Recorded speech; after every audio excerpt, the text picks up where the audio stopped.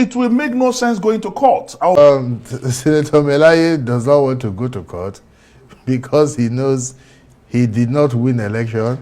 He couldn't have won election, and he would get naughty by going to court. Be myopic, porous, and intellectually stagnant to go to court, because the court today in Nigeria is the bane of our development, is the bane of our democracy. Without prejudice to further actions that we may undertake, recall that the decision of the Supreme Court, unfortunately, is final by Section 235.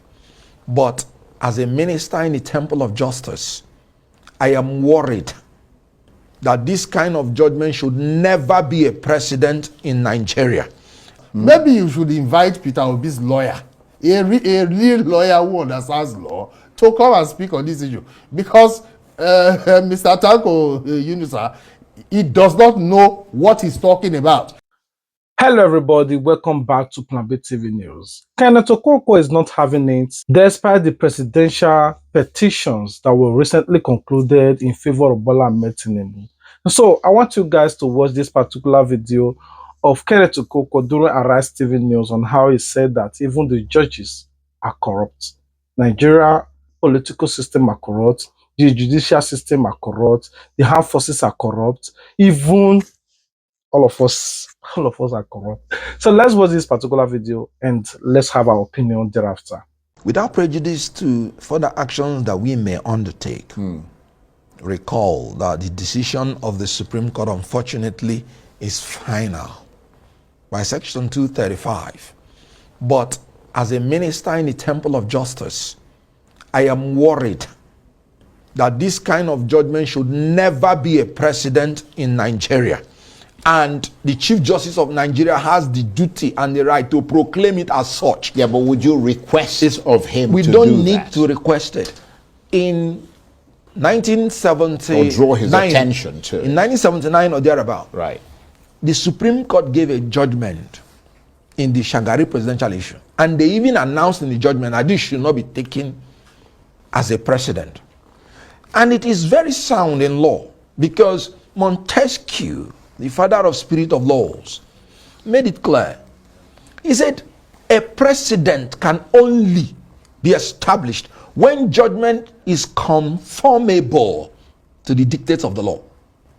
That is the only time you can fix a judgment and say it should be a precedent.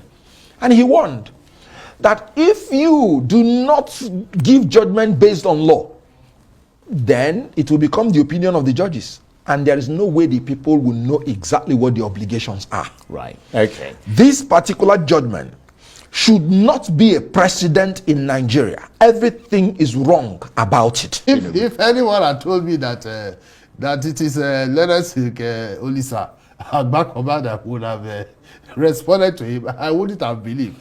But I think Olisa Agbakoba has already sufficiently addressed the issue. If what you could do, Charles, maybe you should invite Peter Obi's lawyer, a real lawyer who understands law, to come and speak on this issue.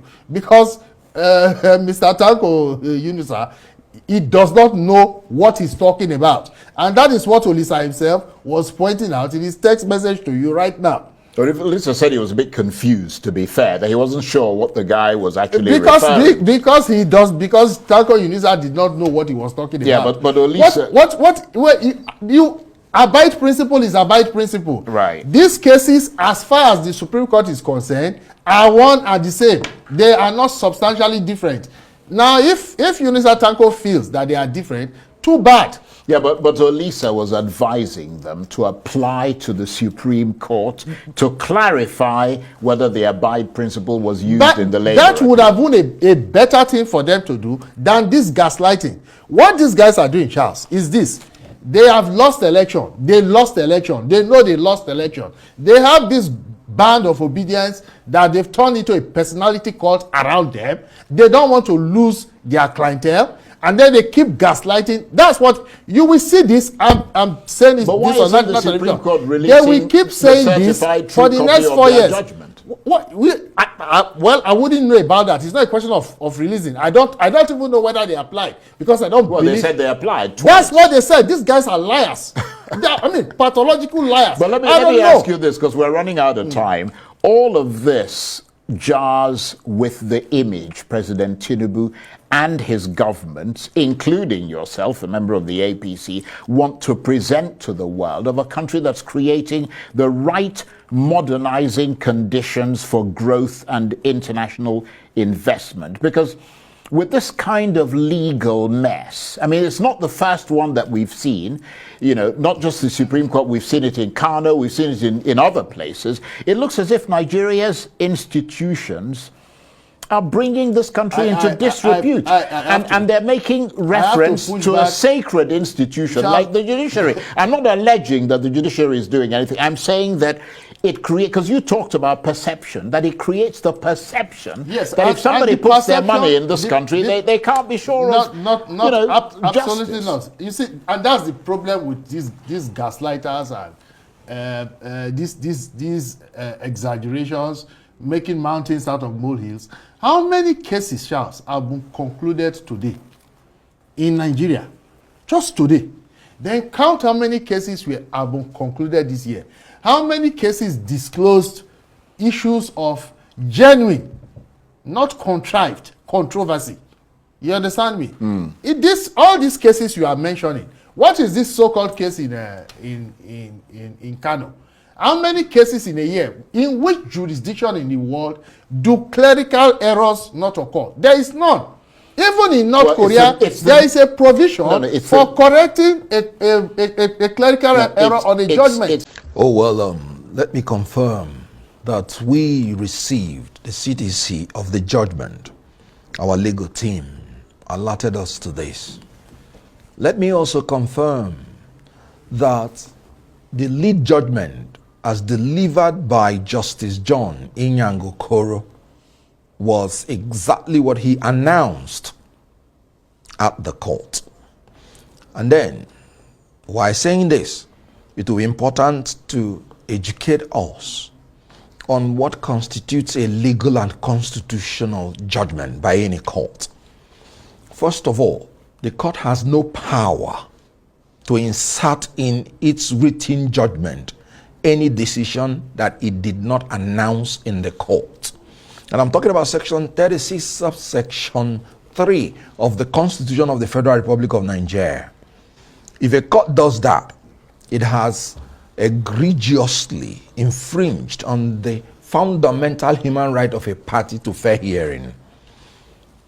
The section provides every proceeding of the court, including the decision of the court, shall be announced in the open court, and that's pronounced. Then, by section 294, subsection 1, every decision of the court must be in writing. Meaning, whatever you are pronouncing or announcing in the court must have been in writing. And after that, the court becomes functus officio. You do not have any right to add or remove anything on it. I want to point out also that any court that is constituted by more than a judge means that the decision of the court will now be done by majority of the members. The Supreme Court was constituted by 7 judges in our appeal, and the leading judgment was very clear. They said every issue in Obi's case has been, according to Justice Muhammad Lawal Gaba, he said, has been comprehensively, completely, effectively, and totally dealt with in Atiku's case. And there was no reason for them to reiterate anything again. That was what Justice Inyang said. And he even went further to berate the appellants that they ought not to have even brought issue 4.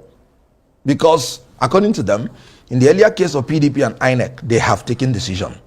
Now, reading the entire CTC judgment of the 7 judges, I was surprised to see some issues in the judgment of 3 justices of the Supreme Court that was not announced in the court. I was there in the court. The issue of forfeiture of 460,000 US dollars, which was proceeds of narcotics. Now, this is the Broadway judgment goes. In any judgment that involves majority of judges, they must sit before the judgment day. They will elect the person that will write the leading judgment. And in that leading judgment, all issues must be decided. And it is when more numbers of the judges concur to the issues, that is how leading judgment comes. Now, those three judges that wrote the forfeiture issue in their judgment, where did they get that issue from? Because it was never mentioned in the leading judgment. Because you either concur or you dissent. Now, assuming without conceding that they even announced it, three justices, they are minority. Because it would have been better they didn't even mention anything about it. So does it mean now that the majority of the judges have now ruled against the three judges? So this judgment, as far as I'm concerned, broke every issue of the ingredients of a judgment of a court. Anyway, me personally, I quite agree with him that the judicial system is part of the problem we have in Nigeria. Maybe basically because they are not independent, because we all know that they themselves are afraid of their life. If they rule against Bola Ahmed Tinubu, I don't even think where or how they will live their life being secure. They're going to live all their entire life being threatened because they were also seated in a tight corner. We are talking about the APC, the desperate people. We know a person like Rufai, the father of all. So, and he was also on the side of Bola Ahmed Tinubu. So these are men who know men that can do something to anybody. So I believe that the judges were in a tight corner, and at the same time, not because of the billions of naira that were given to them to blind their eyes against the truth or to seal their lips not to speak out the truth. But basically, me too, I also believe that maybe they were threatened and all that. All right, it didn't end there. I want you guys to understand that but Dino Melaye is still not having it. You know, he recently contested under PDP in Kogi State, which is his home, contesting for gubernatorial position. Unfortunately, he's also accusing the judiciary again that they are so corrupt to the extent that he did not bother to go to court. Because if he goes to court, he's going to spend money on legal sand, and at the end of the day, he's still going to be the judge to favor the APC because they recently occupied the office. There is nothing he can do. So I want you guys to watch this particular video for Arise TV News, whereby Dino Melaye criticized the judicial again. So we'll be right back. Yeah, first one will say that we are actually living in perilous times. We are living in times of vicissitude, times of vacillation. Democracy is supposed to be government of the people, by the people and for the people. But what we have today is greediocracy. Government of the greedy, by the greedy, and for the greedy. And the umpire that is supposed to be the transparent referee automatically have become INEC, and the judiciary have become departments or appendages of the APC. I did an elaborate elucidation on INEC, and it is impossible for us to have credible, free, fair elections under the morally and ethically challenged national chairman of INEC, Mahmoud Yakubu. It's not possible for us to have a transparent election because we thought after the satanic manifestations of the February election, we thought Mahmoud Yakubu would become born again. We take opportunity to redeem the image of INEC and himself with the November 11 elections, but automatically it became more brazen. It became more nefarious. And the system adopted, especially in Kogi State, is legendary. It's never been seen in the history of this country, where results manifested even before the accreditations of candidates. And we know that these sensitive materials are supposed to be within the custody of INEC, the central bank. So how is our naira and money safe with the central bank when sensitive INEC materials are not safe with the central bank? Because the results we saw on the streets, the ballot papers that were being completed even before the elections, were supposedly to be in the custody and safekeeping save of the central bank. But we found them on the streets. Like I enumerated a few days ago, I got certified true copies of INEC documents. We all know in this country that voters registration ended in November last year. November 2022. That was when the last time that the voters register was updated. And I got a certified true copy of the February result of the presidential and national assembly elections in Kogi State from INEC. And I also got a certified true copy of the November 11 governorship election that I participated in a few weeks ago. And by the time I carried out comparative analysis of both, I discovered that, for example, in Okene local government, that registered voters during the presidential election was 140,000 plus. But on the face of the certified true copy that I got from INEC in the November 11 election, it rose to 151 when there was no voters register. There was no voters registration. Voters registration ended November 2022.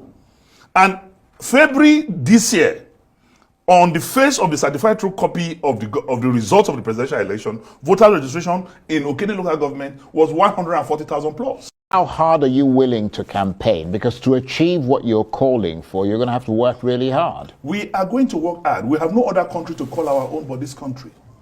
We will not allow Mahmoud Yakubu and this commercial interest in the judiciary, people who have commercialized their consciences, we will not allow people who have decided for selfish and personal interests to ridicule Nigeria as a nation, to carry on. No, we will not. Well, because in an unjust society, right, silence is a crime. The issue of INEC is fairly straightforward. You're calling for the resignation of the chairman. How are you going to deal with the issue that you're alleging about the judiciary? It's everywhere, my brother. What happened in Kano, is it not there? Where you have a verbal judgment and you have a written judgment, and there's disparity between the two. Is that not enough to give any sane, reasonable character the decision to say I have no trust in these people? Today in this country, we have people who are in the Senate who never ran elections, and they were certified by courts as senators. Meanwhile, they never participated in any primaries.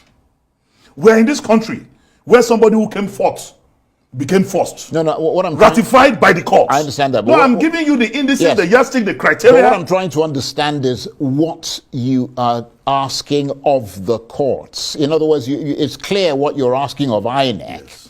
What are you asking of the courts? What I am asking of the courts is simple. I'm not asking of the court, I'm asking of Nigerians. Right. To take on the judiciary. We must have a judiciary that will be transparent. We should no longer shy away from saying this is a temple of this, judges are sacred. We can no. Judges have walked into the gutters. Judges have dropped their hands in the murky waters of politics. Judges have already shown affinity, have shown support for a particular political party. In a very civilized environment, that should not be acceptable. That should not. Just today, a member of the House of Reps in the United States of America faced the Ethics and Privileges Committee. And members of his party voted for him to be expelled. Yes, that's the sixth time in the history voted for him to be expelled from the House of Representatives. Right. That is the type of society we want to build, where it is not about self. My brother, if I lose or lost election in a transparent manner, I will congratulate the winner. I will carry my blueprint and give to the winner and say, let us work together. If the process is transparent. Because after all, it's only for those who take politics and democracy to be a job. But it is supposed to be your contribution to national development. The vocation. It's supposed to be a temporary vocation for how you can help. Anyway, it didn't end there. Mr. Olakbasa didn't have it with Dino Melaye. So, you know that Mr. Olakbasa have been the voice of the APC recently, ever since Bola Ahmed Tinubu took over power. Me personally did not know him that much until he became relevant after Bola Ahmed Tinubu becomes president. He has been the one advocating, defending, soliciting for Bola Ahmed Tinubu. So, I want you guys to watch this video again, whereby he said that Dino Melaye is just joking, because if he thinks he really win, let him go to court. And then Melaye is saying another, I don't want to go to court because you want to chop my money. Anyway, let's watch this video. We'll be right back. Senator Melaye does not want to go to court because he knows he did not win election. He couldn't have won election, and he would get naughty by going to court. Actually, I would say that Senator Melaye, and this is the really sad part of it all, you know, I do not think he ever believed from the get-go that he had any electoral chance, any hope on the horizon of becoming governor of Kogi State. So why would he run if he doesn't believe? Because he wanted to cash out, because he wanted to make money. He collected money from his party, collected money from donors, kept the money, all of it in his pocket. Probably, yeah, but you don't have any evidence of that, do you? He did not pay his agents. He sat in his house. He wouldn't even go out to vote for himself. He's a joker and a clown. That's who Senator Melaye is. And he's there disrespecting, insulting, casting aspersion on the judiciary of the Federal Republic of Nigeria. He never had any hope of winning. I mean, I know I've been to Senator Melaye's house, and I was disgusted. Nobody would have voted for him. Maybe if when we you go say there, disgusted, what do you mean? It's like the house of a pimp, of some character like Hush Puppy or who is Senator Charles? He's his very good friend, the Hush Puppy that was convicted. But that should not. I mean, that should not affect whether he's running for office or not. Whether he's got purple chairs or blue chairs. These people are jokers. He cornered the ticket of their party in Kogi State. He wouldn't even go out to vote for himself. His PDP colleague, Senator Anyanwu, cornered the ticket of their party in Imo. He refused to resign as national secretary of their party. What does that tell you, my brother? Other than that, he is not sure of winning in Imo State, and then he wants a job to return to. These guys are just jokers. What now? This sort of comical approach to politics, it is pretty sad. It is totally shameful. But maybe it is understandable until these jokers start casting aspersion on the judiciary. I don't. Right. That is the part that really let me. It will make no sense going to court. I will be myopic, porous, and intellectually stagnant to go to court, because the court today in Nigeria is the bane of our development. Is the bane of our democracy. What we see in courts today show that for democracy that is supposed to be, the courts that is supposed to be the last hope of the masses, as actually now the last tormentor of the common man. I have examples. For example, what happened in Kano? Why would I go to court when the judgment read in court is different from the certified true copy of what was given? And shamelessly, stupidly, the appeal court came out and said that is clerical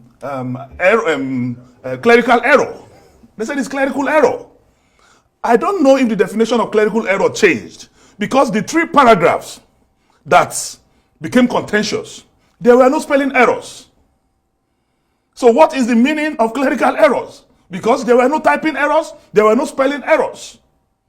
So you now also begin to ask yourself, Labour Party just came out 2 days ago to say that they have no judgment. And Supreme Court is telling them that no, your judgment is in Atiku's own. You know? So, and Labour Party cried out. And we all in this country, we knew that Labour Party went as a party. PDP went as a party. And there was never a time during the case that these 2 cases were consolidated. I'm a graduate of law. And the primary thing in law is that when you raise questions for determination in your case, it becomes mandatory, it becomes paramount, it becomes compulsory, it becomes obligatory for the court to answer those questions. But in this case, you are telling them that the questions have not been answered. For example, Labour, one of the questions or one of the issues that was raised in their submission is that how did the photograph of a woman appear on the server of INEC instead of result sheets? That question was never answered. And the court and Supreme Court know that they cannot answer that question without creating what we call in law precedents, negative precedents. So they refuse to answer it. So why will Melai Daniel Dino or any responsible Nigerian go to court with the kind of courts we have? Look at the gradual usurpation of the states won by PDP by the courts, where the majority have decided on the field. 7 people, 5 people in the case of Court of Appeal will sit down and upturn the popular mandate of the people. See what is happening in Plateau. See what is happening in Kaduna. See what is happening in Nasarawa. See what happened in Kano. With this type of cash and carry judicial practice, why would anybody go to court? Because the courts have become a parastatal of the APC. So they boastfully on television during their campaigns, boast about it. What do you guys think? Do you think that there will be hope in Nigeria one day, that Nigeria will become a better place for all of us, whereby we will have confidence in the judicial? You know that the judicial on themselves, because they are so corrupt to the extent that they don't even have voice anymore. When the chief judge of nations speak in other countries, even the president chief, but in Nigeria, when the chief judge speak, it's just like, except I guess common man. When it comes to the time of president, when they speak, nobody's afraid. They're not even afraid because they know him too well. It's either they belong to the same occultic, they belong to the same political party secretly, they belong to, or they share the same embezzlement funds. That's why I think that whenever the chief just say A, the president does B.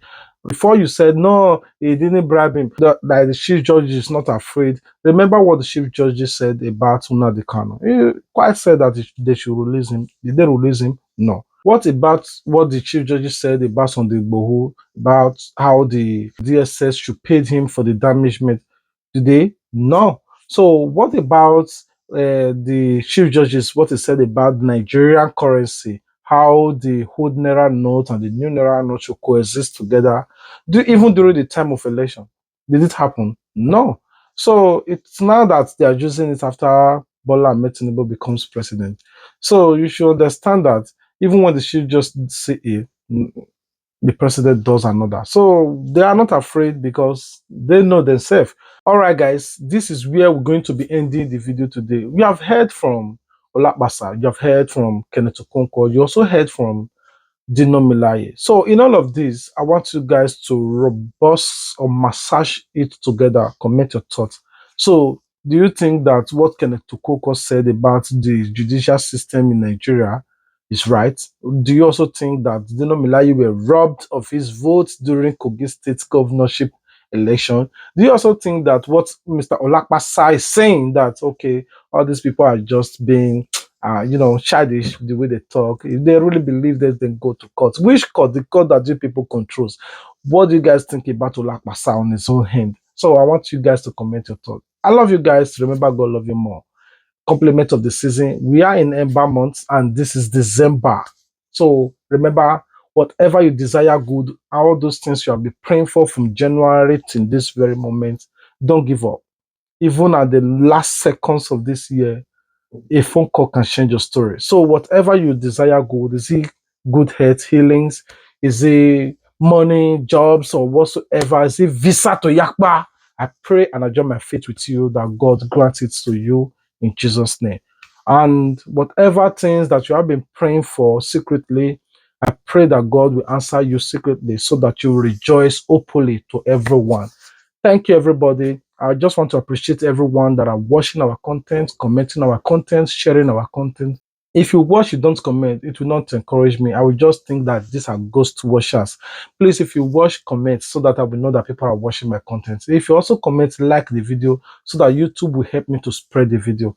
If you have Facebook page, Facebook account, please also share my content there. If you have friends or WhatsApp group, share it there so that this video will be growing. Like if it grows, I make video every day.